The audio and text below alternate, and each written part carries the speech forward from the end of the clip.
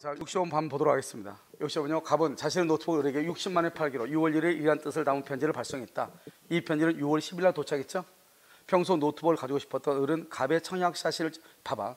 갑의 청약을 모르는 상태란 말은 청약을 받았다 안 받았다? 안 받았다. 이 말의 뉘앙스가 뭐예요? 교차 청약이란 거죠, 이게. 교차 청약. 그래서 여러분 6월 1일 날 발송해서 6월 10일 날 을한테 도달했잖아요. 근데 아무것도 모르는 상태에서 지금 60 똑같죠? 이것을 말한다 동일한 내용이라는 청약이라고 해요. 가장 중요한 키워드죠. 그 다음에 노트북을 팔 것을 요청하는 것을 6월 5일 날 보내가지고요 6월 15일 날 갑에게 도착했다 이 말이죠. 갑은 을한테, 을은 갑한테. 그럼 이거 다 얼마요? 60이죠. 이것을 동일한 내용이죠. 양청약이 도달해야죠. 양청약이 도달해야 되니까 언제다? 6월 15일 날 계약이 성립한다. 알겠죠? 언제다? 6월 15일. 정답 몇 번이에요? 4번이다. 이렇게. 알겠죠? 이걸 교차 청약이에요. 교차 청약은 무조건 양청약이 도달해야 되고요. 내용이 동일해야 돼요. 60으로. 아시겠죠? 자, 그 다음에요. 66번은 항변권이죠. 동시행의 항변권을 행사하는 것이 주로 자기 채무의 이행을 회피하기 위한 수단이다. 이건 안 돼요. 자기 채무의 이행을 회피하기 위한 수단만으로 항변권을 행사하죠. 이것을 남용이라고 하는 거예요. 수급인이라고 되어 있죠. 수급인. 수급인은 무조건 무슨 관계다? 도급수급은 무조건 무슨 관계? 동시행이라고 했죠. 뭐만 아니다. 뭐만. 지체상금. 죄송해요. 어제 야간반에 강의했나 봐요. 여러 가지 죄송해요. 얘기를 금방 것 같은데 대답을 못해서 내가 좀 당황했어요.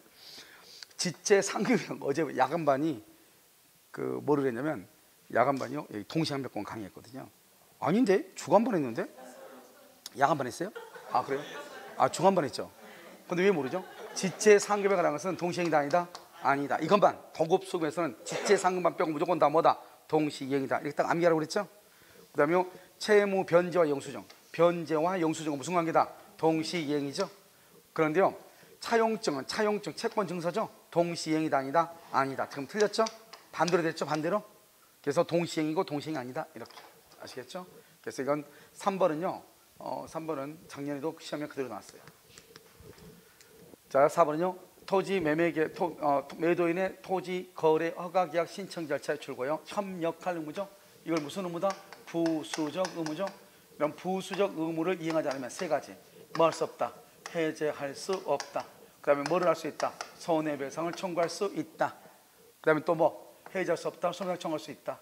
그 다음에 법원에 뭐 할 수 있다? 소구할 수 있다. 임대차죠. 이런 임대차는요 무조건 다 동시행이에요. 그래서 임대차에서 보증금 발행과 목적물의 인도는 동시행. 만약에 임대차 등기하고 임차권 등기하고 달라.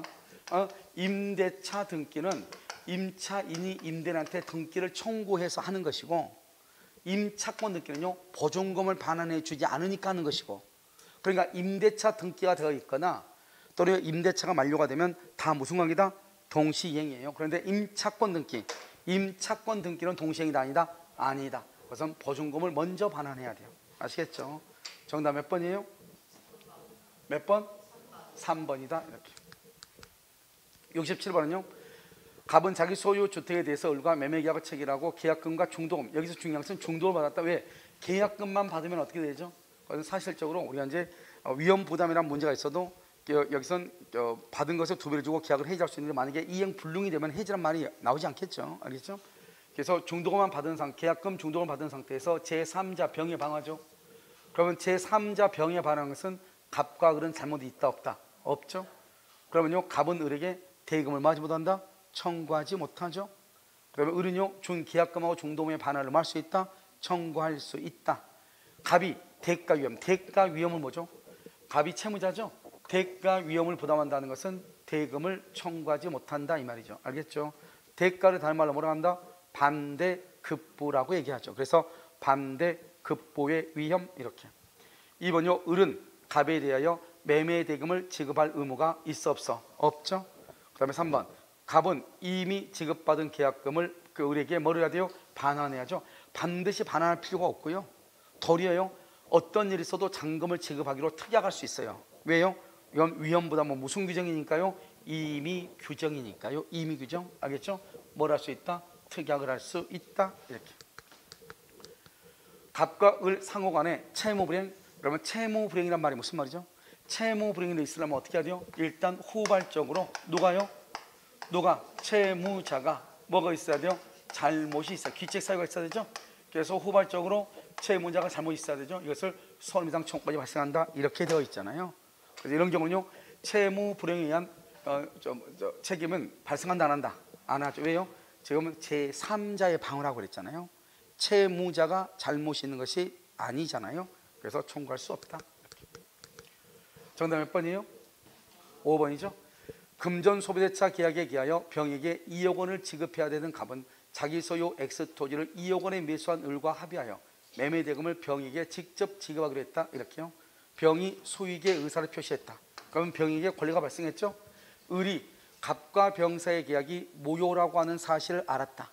모요라고 하는 갑과 을이요 갑과 병 사이의 계약이 모요라는 사실을 알았더라도 병의 지급 요구를 말 수 없다. 거절할 수 없다. 맞아요 지금요?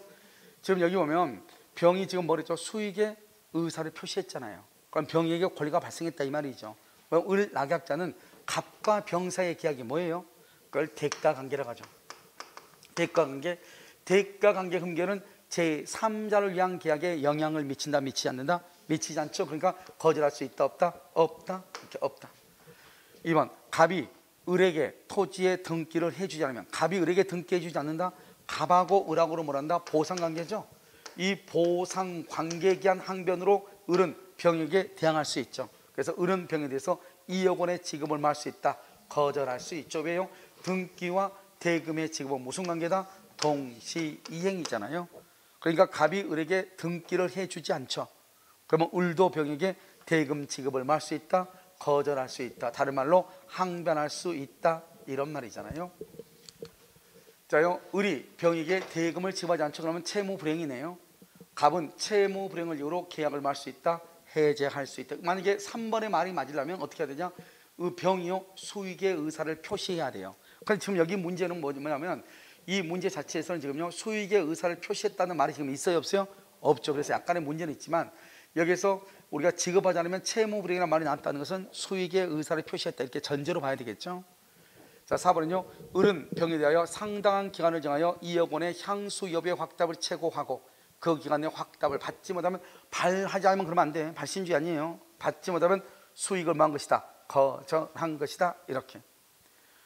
5번요 을의 병에 대한 대금 지급 불행을 이유로 갑이 계약을 해지하려고 하죠. 해지할 때는 병은 계약의 당사자도 아니다? 아니죠. 그래서 병의 동의를 얻을 필요가 있어요 없어요? 없다. 그래서 계약의 당사자는 누구다? 갑과 을이다. 갑과 을이다. 알겠죠? 그래서 병의 동의는 필요가 없다. 이렇게 동의를 얻어야 된다. 이렇게. 틀렸죠? 정답 5번이죠 69번 옳지 않은 것은요 채무자의 기책 사유로 이행불능이죠. 이러면 이행불능 그 다음에 이행거절이죠. 이행불능 이행거절 그 다음에 정기행위죠. 정기행위 이렇게요. 그 다음에 약정의 조건 5가지 정도는 알아야 되겠죠. 4가지 정도. 이것은 최고한다 안 한다? 최고 없이. 2번 채무자가 계약을 이행하지 아니할 의사를 명백히 표시 이것을 우리 뭐란다? 이행거절이죠. 이러면 이행거절하고 이행불능은 4대 요건이 있다고 몇 번 얘기했죠. 첫 번째 뭐 없이? 최고 없이. 그 다음에 언제요? 이행기 전이라도 자신의 채무를 제공할 필요가 있어 없어? 자신의 채무 제공 없이 알겠죠? 최고 없이 이행기 전이라도 자신의 채무 제공 없이. 그 다음에 반드시 무슨 말을 해야 돼? 해제의 의사를 표시해야 돼. 최고는 안 하지만 뭐는 해야 돼? 의사는 표시해야 돼. 이게 중요해. 그래서 여기요 최고 없이 해제할 수 있다 이 말이죠. 3번 채무자가 불완전 이행을 했고 추환이 불가능하다. 추환은 뭐다? 추환은 추후에 보완한다 이 말이잖아요. 이것을 우리가 말한다 완전 이행 이 말이죠. 완전 이행이 불가능하다. 완전 이행이 불가능해. 그러니까 완전 이행이 불가능하면 이행 불능하고 똑같죠. 이행 불능의 경우는 최고한다 안 한다? 안 하죠. 그래서 즉시란 말은 뭐다? 최고 없이 해제한다 이 말이죠. 정기행위죠. 정기행위는 이런 뭐죠? 정기행위 딱 암기하라고 그랬죠. 계약의 성질. 정기행위란 말이 나오지 않고 계약의 성질 또는요 당사자의 의사표시 이렇게 나올 수 있어. 계약의 성질 당사자의 의사표시 또는 뭐라고 나온다? 결혼식 예물 이렇게 나올 수 있단 말이죠. 최고한다 안 한다? 안 하고 최고 없이 해제할 수 있다 이렇게. 그래서 정기행위, 약정의 조건, 이행거절, 이행불능 이렇게. 그런데 여기 봐봐요. 여기 2번에서 이행 거절을 했잖아요. 그런데 이행 거절의 의사 표시를 뭘 한다? 철회한다. 철회. 그럼 뭐 할 수 있다? 철회하면 다시 최고하고 해제할 수 있다 이 말이죠. 철회하면 최고하고 해제할 수 있다 이렇게. 자, 된다요? 자, 이렇게요. 정답 몇 번이에요? 4번. 하나 안 했네요.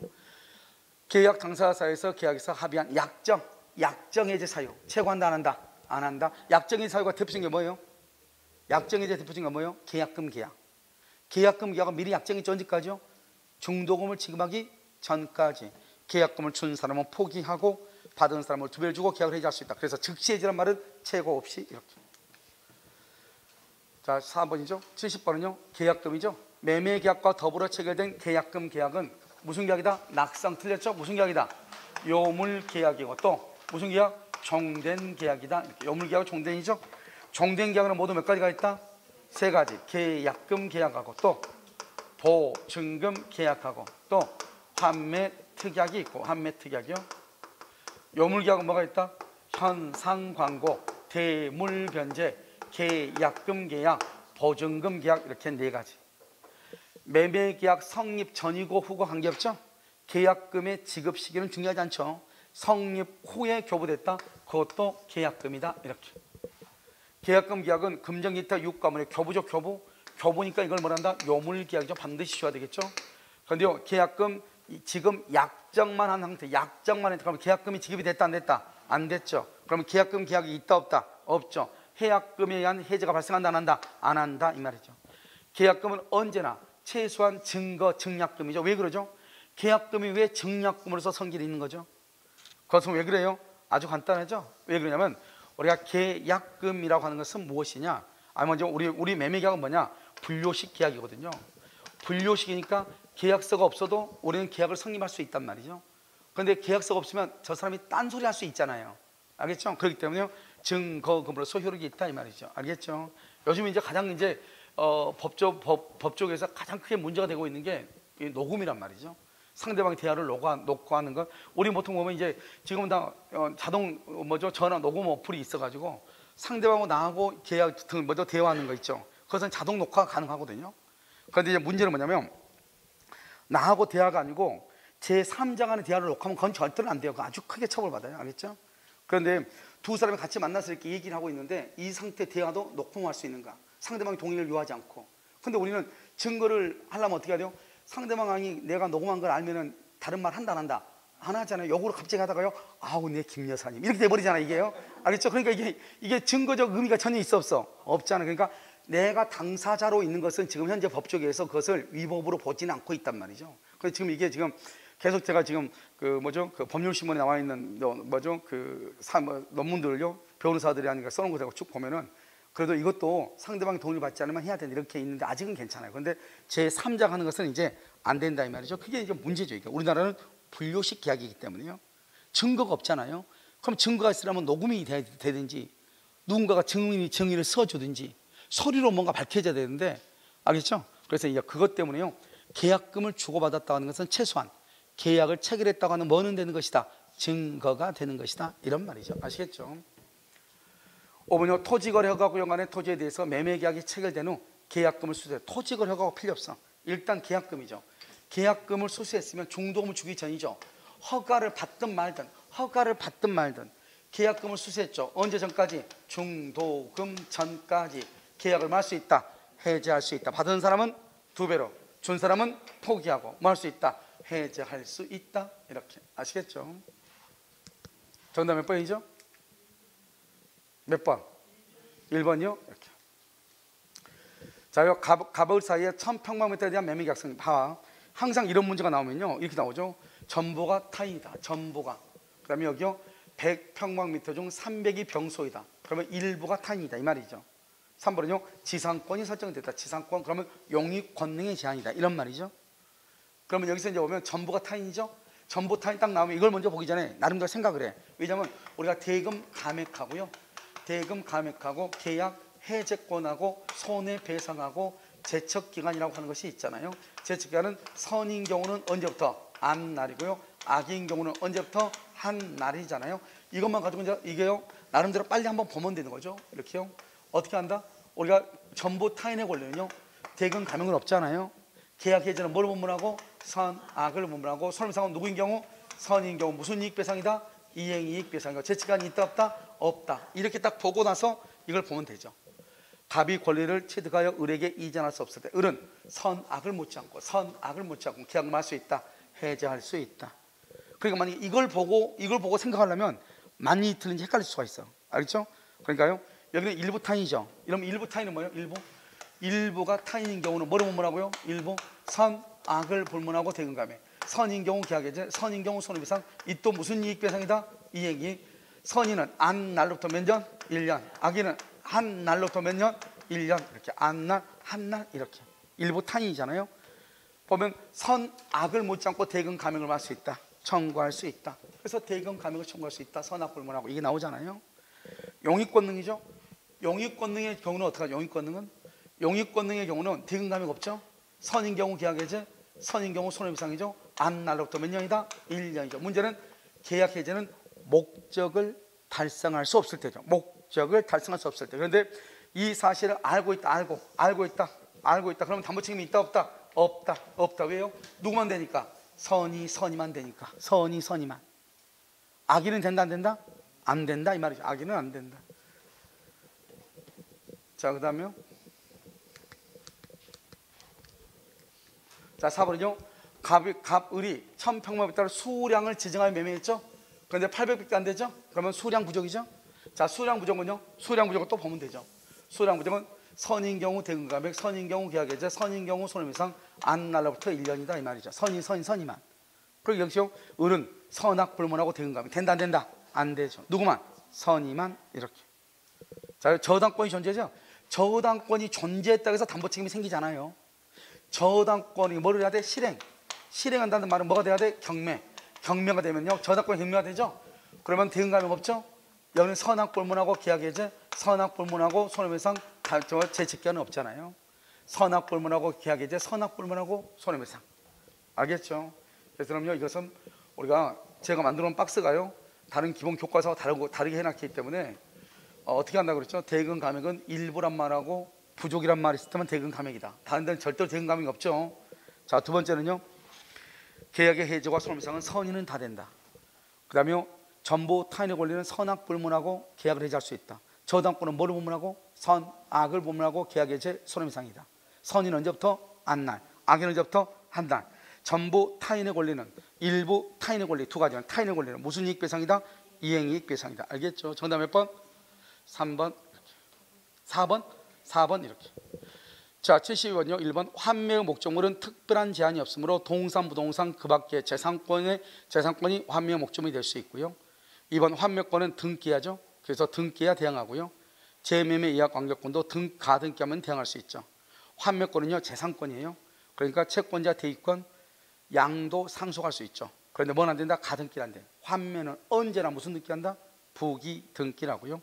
4번 매매의 목적물이 부동산이죠. 그럼 매매 등기를 한 후 큰일 나. 매매 등기를 한 후 그러면 안 돼. 갑이 을한테 처분하죠. 처분하면서 동시에 그래야지. 한 후 그러면 안 된다고. 가장 중요한 키워드가 한 개가 뭐예요? 동시에. 그다음 또 한 가지는 뭐예요? 연장된다 안 된다? 안 된다. 이 두 가지가 제일 시험에 많이 나온다고 했잖아요. 동시에 연장할 수 없다 기간은요. 그다음에 환매 기간 안에 매매 대금과 매매 비용 이 두 가지를 뭐라고 한다? 그래서 환매 대금이라고 하죠. 환매 대금을 제공하지 않으면 환매할 권리를 잃는다 이 말이죠. 아시겠죠? 그래서 매매 등기를 한 후 큰일 나. 매매 등기와 동시에 이렇게. 정답 몇 번? 4번. 73번. 을은 석조 건물 소유의 목적으로 갑으로부터 그 소유 토지를 임차한 후 그 토지를 신축하여 보존 등기를 했다. 재밌는 말은 지금 건물을 이 말을 여러분 봐봐. 갑으로부터 을이 임차인인데 건물을 을이 짓고 여기다 등기했다는 거야. 이게 중요해. 왜 그런다? 왜 등기하냐? 건물에 관한 등기를 무슨 등기로 본다? 토지 임대차 등기로 본다. 그 말은 이 을은 뭐가 생긴다? 대항력이 생긴다. 그러니까 대항력이 생기니까 아마 분명히 여기서 토지 소유자가 바뀌었다 이런 말이 나올 거예요. 알겠죠? 그러면 석조 건물이다, 이 저물이다 문제를 보지 않아도 보통 지상물 매수 뭐 이런 것이 나올 수 있겠네요. 만약에 나오면은 갑한테 행사해야 되지만 병한테도 행사할 수 있다 없다? 있다. 뭐가 있으니까? 대항력이 있으니까. 그러니까 여기서 보면 건물을 신축하고 보존 등기를 했다. 그러면 이 등기를 임차권 등기로 본다 이 말이죠. 그러니까 뭐가 생긴다? 대항력이 있다. 1번 을이 이익이 차임을 연체하죠. 이익이 차임을 연체했죠. 그러면 계약을 말 수 있다. 해지할 수 있죠. 2번 을이 병에게 건물의 소유권을 양도한다. 건물의 소유권을 양도하면서 갑의 동의를 얻지 않고 임차권도 양도했다. 그러면 된다 안 된다? 안 되죠. 임차권을 양도할 때는 임대인의 동의가 있어야 되고 없으면 임대인은 뭐 할 수 있다? 해지할 수 있다. 그래서 주장할 수 없죠. 주장한다는 것은 대항할 수 있다는 말이잖아요. 주장할 수 없다. 3번 갑을 사이의 임대차의 전속기간은 원칙적으로 몇 년을 넘을 수 있다? 20년을 넘을 수 있다. 없다는 옛날 말이에요. 옛날에는 20년이 최대한이었어요. 임차권이요. 그런데 위헌 판결을 받아서 헌법재판소로부터요 규정이 삭제가 됐어. 그러니까 항상 시험이요 임대차의 전속기간은 20년을 넘을 수 없다 이렇게 나올 수 있어. 그건 옛날 규정이에요. 지금은 넘을 수가 있는 거예요. 알겠죠? 원칙적으로 넘을 수가 있어요. 4번은요 임대차 기간에 약정이 없다. 갑에 의한 해지 통고죠. 해지를 통고했단 말은 갱신을 안 해준다 이 말이잖아요. 그런데 임차에는 지금 뭐가 있다? 대항력도 있고 그렇기 때문에요 지상물 매수 청구는 을의 계약갱신 청구 유무에도 불구하고 뭐가 된다? 인정. 만약에요 갑이 가만히 있으면요 을이 먼저 기간이 만료가 되면 갱신을 청구하고 갱신을 해주지 않으면 지상물 매수를 청구하는 거잖아요. 그런데 지금 여기는요 임대인이 해지 통고를 했다고 하는 것은 갱신을 해줄 생각이 없다 이 말이잖아요. 바로 지상물 매수를 할 수 있다. 청구할 수 있다. 갱신을 청구하지 않고. 5번 건물이 갑 소유 토지와 제3자 소유 토지 위에, 이게 중요하죠. 다른 사람의 토지 위에 건물이 있을 때는 여기서 구분 소유가 되면 그 부분만 매수를 청구할 수 있지만 원칙적으로 전부의 매수를 청구할 수는 있다 없다? 없다. 없다. 그래서 지상물 매수 다른 토지 위에 걸쳐져 있을 때는 전체의 매수를 청구, 이건 절대로 안 돼요. 전체 매수를 청구할 수는 없다. 구분 소유를 할 수 있는 부분, 아파트처럼요 구조상 용상 독립성이 있으면 그 부분에 한해서 청구할 수는 있어도 다른 사람의 토지 위에 있으니까 갑의 토지하고요 A 토지하고 이렇게 건물이 있잖아요. 남의 토지 위에 있는 건물을 사가지고 뭐 하겠어요. 그래서 이 부분에 해당하는 것만 매수는 청구할 수 있을지언정 전부의 매수는 된다 안 된다? 안 된다. 그래서 전체 매수 청구 안 된다 이 말이죠. 알겠죠? 그래서 4번 5번은 지상물 매수에 관한 것이죠. 정답 몇 번이다? 5번 이렇게. 자 74번요 부속물과 비용이죠. 그럼 부속물과 비용은 어떻게 되냐면 봐봐요. 우리가 이제 이렇게 토지가 이렇게 있잖아요. 건물 있죠. 여기에 증축을 하잖아요. 이 증축한 것이 독립성이 있느냐 또는요 독립성이 없느냐 이 말이죠. 독립성이 있다. 그럼 이것을 뭐다? 부합이 아니다. 구성 부분이 아니다. 알겠죠? 아니다. 이것을 우리는 뭐라 한다? 이것을 부속물이다 이렇게 얘기하고요. 독립성이 없다. 그러면 부합이다. 부합이다. 다른 말로 구성 부분이다. 그 다음에 여기요 비용이다 이 말이죠. 이때 비용에는 뭐가 있다? 필요비가 있고 뭐가 있다? 유익비가 있다. 유익비. 그래서 유익비는 전속기간이 반드시 종료가 돼야 되고요. 필요비는 지출 즉시 청구할 수도 있고요. 이 부속물은 반드시 토지에는 안 되고 건물 기타 공작물이고요. 임대차 기간이 종료가 돼야 되고요. 채무 불이행이 없어야 되고요. 그 다음에 반드시 임대인의 동의나 임대인으로부터 뭐를 해야 돼요? 매수한 것에 한한다 이렇게. 이게 이제 부속물이고 비용이잖아요. 이 말을 지금 좀 설명을 해야죠. 임차인이 부속한 물건이 임대 목적으로 구성 부분이라고 그랬죠. 그러면 그건 무슨 문제다? 비용의 문제다. 비용. 그래서 유익비 상환이라는 것은 비용의 문제이고 이 말이죠. 그 다음에 독립한 물건이다. 독립한 물건이다. 독립성이 있죠. 그럼 무슨 문제다? 부속물의 문제이다. 부속물 이렇게 구별을 하는 거예요. 2번은요 임대차 계약이 임차인의 채무불이행이죠. 채무불이행이 있으면 두 가지가 안 된다고 그랬죠. 부속물 매수하고 지상물 매수가 된다 안 된다? 안 돼. 그래서 부속물 매수를 청구할 수 없다.